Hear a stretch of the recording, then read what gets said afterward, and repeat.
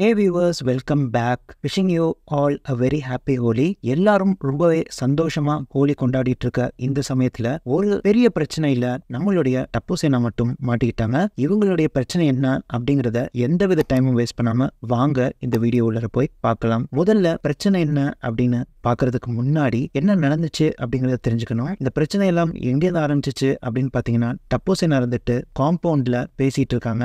என்ன ஹோலி பக்கத்துல வந்துருச்சு, ஆனா இந்த கோகுல்தாம் சொசைட்டில யாருமே பெருசா ஆர்வம் காமிக்கல. சரி வாங்க நம்ம செக்ரட்டரியை மீட் பண்ணி பேசலாம் அப்படின்னு எல்லாரும் பீடேவை பார்க்க போறாங்க. அங்க பீடே எப்போதும் மாதிரி கணக்கு வழக்கு பார்த்துட்டு இருக்காரு. அவங்க உள்ள வந்தோடனே எல்லாரும் ஒருத்தர் மாத்தி ஒருத்தர் குட் மார்னிங் சொல்றாங்க. இதுல பீடே அவங்களுக்கு குட் மார்னிங் சொல்றதுல அவருடைய கணக்கு வழக்க மறந்துடுறாரு.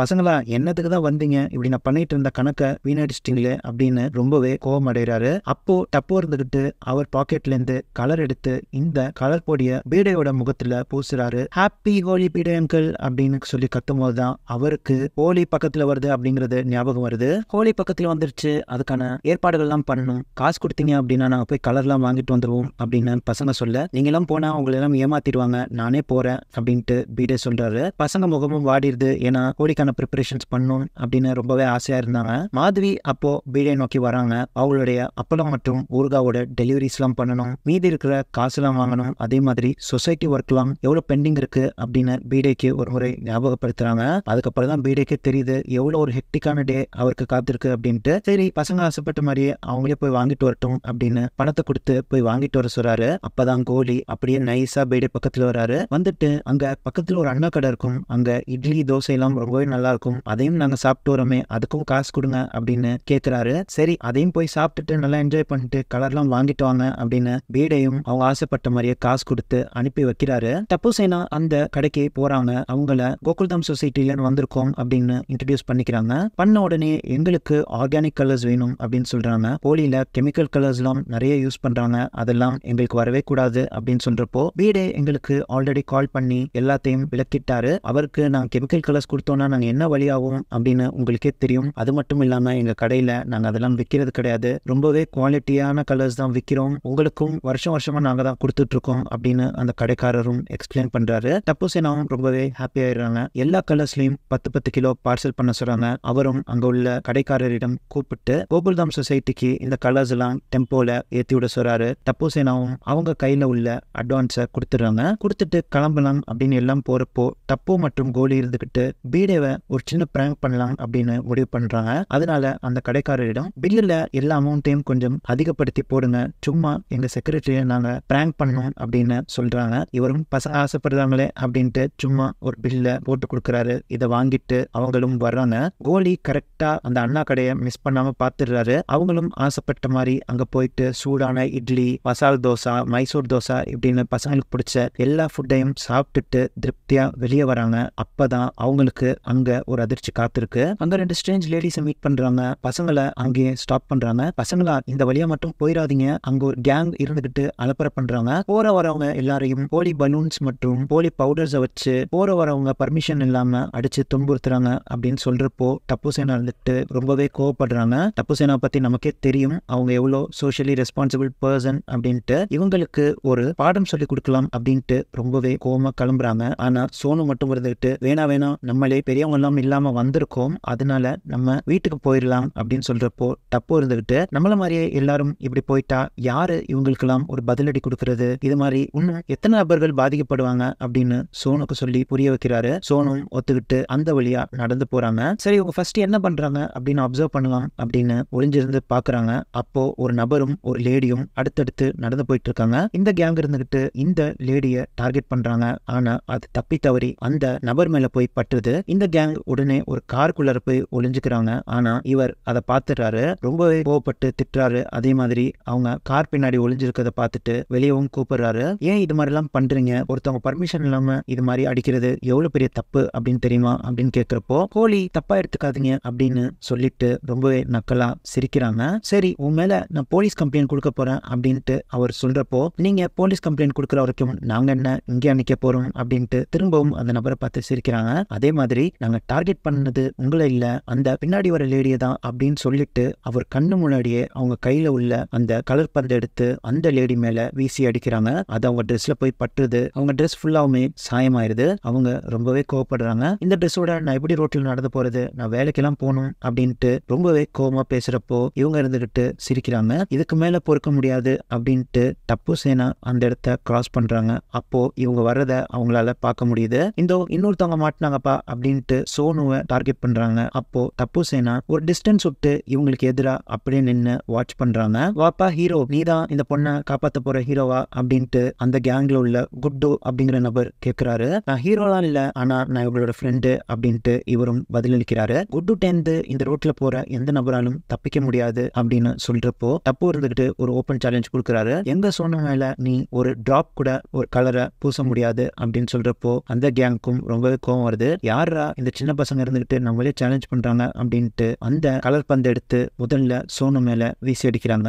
ஆனா டப்பு அதை அப்படியே பிடிச்சு அவங்க மேலேயே ரிட்டன் வீசி அடிக்கிறாரு. அந்த குட்டு மேல போய் அதை பட்டு உடையுது. அவங்க ட்ரெஸ் எல்லாம் கலர் ஆயிருது. இப்போ அவங்களுக்கு ரொம்பவே கோவம் வருது. அடுத்த ஒரு பந்து எடுத்து அவங்க திருப்பி சோனு டார்கெட் பண்ணி அடிக்கிறாங்க. அப்போ கோலி இருந்துகிட்டு அவர் கையில உள்ள ஸ்டிக்கை வச்சு அந்த பந்தை திருப்பி அவங்க மேலேயே ரிட்டன் அடிச்சு செதறடிக்கிறாரு. திரும்பவும் அவங்க ட்ரெஸ்ல போய் அது பட்டு உடைஞ்சிருது. இவங்களுக்கு ரொம்பவே கோவம் வந்துருது. அடுத்தது இன்னொரு பந்தையும் எடுத்து அடிக்கிறாங்க. இப்போ இது கோகியோட டர்ன். அவரும் அவர் கையில் உள்ள ஸ்டிக்கை வச்சு அதையும் அடிச்சு உடைக்கிறாரு. திரும்ப அவங்க மேல பட்டு அதெல்லாம் உடையுது. அந்த கேங் முழுக்க கலர் ஆயிருது. இப்போ அவங்க இருந்துகிட்டு சரி பந்த விசிற அடிச்சு தானே நீங்க இந்த மாதிரி பண்ணுவீங்க, இப்போ கை ஃபுல்லா நான் சாயத்தை பூசிக்கிட்டு அந்த சோனுவை நான் இப்போ அந்த கலர் பூசுறேனா இல்லையா பாருங்க அப்படின்னு சொல்லிட்டு கலர் எடுத்துக்கிட்டு அவங்கள நோக்கி முன்னேறாங்க. இப்போ அங்க கூட்டம் கூடியிருது. டப்பு சேனாவும் இருந்துகிட்டு இவங்களை தடுத்து நிறுத்துறாங்க.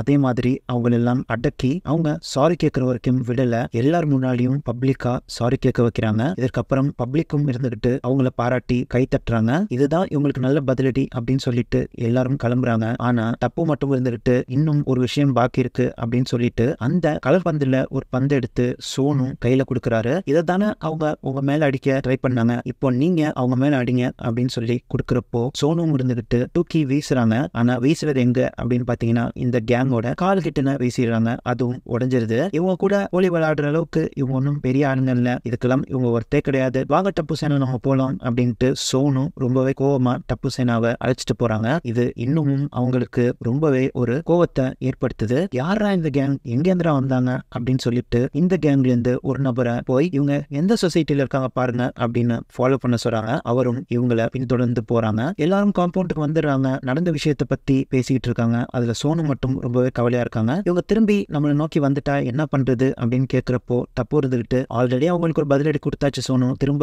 அவங்க தப்பு பண்ண மாட்டாங்க, அப்படியே வந்தாலும் பாத்துக்கலாம், நம்ம காம்பவுண்ட்ல நம்மள மீறி என்ன நடந்துட போகுது அப்படின்னு சொல்லி சோனுவை ஆஸ்வாசப்படுத்துறாரு. கரெக்டா அங்கேருந்து பீடே பைக்ல வராரு. பசங்களா வந்துட்டீங்களா அப்படின்னு சொல்லிட்டு வராரு. அப்போ டப்பு சேனாவும் இருந்துகிட்டு இந்த டூப்ளிகேட் பில்ல எடுத்து பீடேட்ட நீட்டுறாங்க. அவர் பார்த்தோன்னே அப்படியே ஷாக் ஆயிடுறாரு. 20,000 பில் வந்திருக்கு. அவர் இருந்துகிட்டு பசங்களா இதுக்கு தான் உங்களை போவேனான்னு சொன்னேன், நீங்க போனதுனால சொசைட்டிக்கு எவ்வளவு லாஸ் பாருங்க, இந்த காசுக்கு நான் 4-5 வருஷம் கோலி கொண்டாடிடுவேன் அப்படின்னு சொல்லிட்டு ரொம்பவே சோகமா பார்த்துக்கிட்டு இருக்கப்போ அங்க இருக்கிற எல்லா நபரும் சிரிக்கிறாங்க. ஆனா சோனுக்கு மட்டும் என்ன நடக்குது அப்படின்னு தெரியல. சோனுட்ட ஒரு பெரிய சாரி சொல்லிட்டு சும்மா ஜஸ்ட் பிராங்க் அங்கிள், உங்களை பிராங்க் பண்ணதான் நாங்க இதெல்லாம் பண்ணோம் அப்படின்னு சொல்லிட்டு ஒரிஜினல் பில்ல எடுத்து நீட்டுறாங்க. அந்த பில்லோட அமௌண்ட்டை பார்த்ததுக்கு அப்புறம் தான் அவருக்கு மனசுல ஒரு சந்தோஷம் வருது. உங்களுக்கு சின்ன வயசுல இருந்து இதேதான் ஒரு வேலையா இருக்கு, எப்போதும் உங்களுக்கு ஏதாச்சும் ஒரு குறும்புத்தனம் பண்ணிக்கிட்டே இருக்கணும் அப்படின்னு சொல்லி நகைச்சுவை சிரிச்சுக்கிட்டு அவரும் வீட்டுக்கு போறாரு. அப்துல் வராரு. அப்போ அப்துல் கூட சேர்ந்து ஹோலியோட வேலைகள்லாம் எவ்வளவு பாக்கி இருக்கு அதெல்லாம் நைட்டுக்குள்ள ப்ரிப்பேர் பண்ணணும் அப்படின்னு டப்பு சேனா ரொம்பவே ஆர்வமாகவும் பரபரப்பாகவும் எல்லா வேலையும் செய்ய ஆரம்பிக்கிறாங்க. அன்னைக்கு நைட் ஹோலியோட தகவல் நடக்குது. எல்லாருமே ரொம்பவே சந்தோஷமா மகிழ்ச்சியா இருக்காங்க. அதே மாதிரி எல்லாரும் அவங்களுக்கு தெரிஞ்ச கவிதைகளை சொல்லி மத்தவங்களை மகிழ்விக்கிறாங்க. அப்போ பீடே இருந்துகிட்டு இதே மாதிரி செலவில்லாம சொசைட்டிக்கு ஈவெண்ட் நடந்தா நமக்கும் நல்லது, சொசைட்டிக்கு எவ்வளவு பணம் மிச்சமாவது பாருங்க அப்படின்னு சொல்லிட்டு நகைச்சுவை சிரிக்கிறாரு. இந்த நேரத்துல குட் அண்ட் கேங் காம்பவுண்ட்ல இவங்க யாருக்கும் தெரியாம ஒளிஞ்சிருந்து பார்த்துட்டு இருக்காங்க. மொத்தம் இந்த சொசைட்டில எத்தனை பேர் இருக்காங்க, யாரெல்லாம் இருக்காங்க, எப்படி நாளைக்கு சோனு மேல கலரை பூசுறது அப்படின்ட்டு ஒரு பிளான் பண்ணலாம் அப்படின்னு இவங்களை பார்த்து ஓரளவுக்கு இந்த சொசைட்டில என்னெல்லாம் நடக்குது அப்படின்னு புரிஞ்சுக்கிறாங்க. சரி நாளைக்கு நம்ம பிளானை எக்ஸிக்யூட் பண்ணலாம் அப்படின்னு இவங்களும் அங்கிருந்து நடைய கட்டுறாங்க. அன்னைக்கு நைட் தாரக் ரொம்பவே சோகமா இருக்கிறத பார்த்து அஞ்சலி கேட்கறாங்க, ஏன் தாரக் சோகமா இருக்கீங்க அப்படின்னு கேட்கிறப்போ இந்த சொசைட்டில எல்லாமே ஹோலிக்கு ரொம்பவே ஸ்மூதா நடக்குது, ஆனா இந்த சொசைட்டி சொசைட்டில உனக்கே தெரியும் எல்லாமே ரொம்ப ஸ்மூத்தா நடந்துச்சு அப்படின்னா ஃபெஸ்டிவல் அன்னைக்கு ஒரு பெரிய பிரச்சனை நடக்கும், எனக்கு அதை நினைச்சு ரொம்பவே சோகமா இருக்கு அப்படின்னு அஞ்சலிட்ட சொல்றப்போ அஞ்சலி இருந்துட்டு சிரிக்கிறாங்க. எப்போதுமே நம்ம சொசைட்டினா பிரச்சனை தான் வருமா, அதெல்லாம் ஒரு பிரச்சனையும் நடக்காது, எல்லாம் நினைச்சபடி ரொம்பவே நல்லதா நடக்கும், நீங்க போய் தூங்குங்க அப்படின்னு அவரை ஆசுவாசப்படுத்தி அவரை தூங்க சொல்றாங்க. இன்னொரு பக்கம் கோலி இருந்துகிட்டு அவருக்கு தூக்கமே வரல, அதே மாதிரி அவருக்கு பசிக்கவும் இல்லை. என்னடா நமக்கு தூக்கமும் வரல அதே மாதிரி பசியும் எடுக்கல, இது ஒரு பெரிய பிரச்சனைக்கு காரணம், ஒருவேளை அந்த குட் ஒன் கேங் நாளைக்கு வந்துருவாங்களோ, வந்து நமக்கு ஏதாச்சும் பிரச்சனை பண்ணுவாங்களோ அப்படின்னு அவருக்கு ஸ்ட்ராங்கா ஃபீல் ஆகுது. அதனால டப்புக்கு போன் அடிக்கிறாரு. டப்பு தூங்கிட்டு இருக்காரு, அவங்க தாத்தாக்கு டிஸ்டர்ப் ஆகும் அப்படின்னு நினைச்சு போன் எடுத்துக்கிட்டு வெளியே வந்து பேசுறாரு. அப்போ கோலி எனக்கு தூக்கம் வர மாட்டேது, எனக்கு ஏதோ ஒரு பிரச்சனை நடந்துருமோ அப்படின்னு பயமா இருக்கு, இந்த குட் ஒன் கேங் வந்துட்டா என்ன பண்றது அப்படின்ட்டு டப்புட்ட கேட்கிறாரு. அவங்க எல்லாம் வரதுக்கு சான்ஸே இல்ல கோலி, நம்ம அந்த அளவுக்கு உங்களுக்கு ஒரு பாடம் கத்து கொடுத்துருக்கோம், அதுக்கு மேல வந்தாலும் டப்பு சேனா அதெல்லாம் சமாளிச்சிரும், இதெல்லாம் பெருசா யோசிக்காத, நாளைக்கு ஒரு நல்ல நாள், அதை எப்படி செலிப்ரேட் பண்ணலாம் பாரு அப்படின்னு இவரையும் ஆசுவாசப்படுத்தி டப்பு தூங்க சொல்றாரு. எல்லாரும் தூங்க போறாங்க. அடுத்த நாள் காலையும் விடியுது. ஹோலி அன்னைக்கு டெக்கரேஷன் எல்லாம் ரொம்பவே சூப்பரா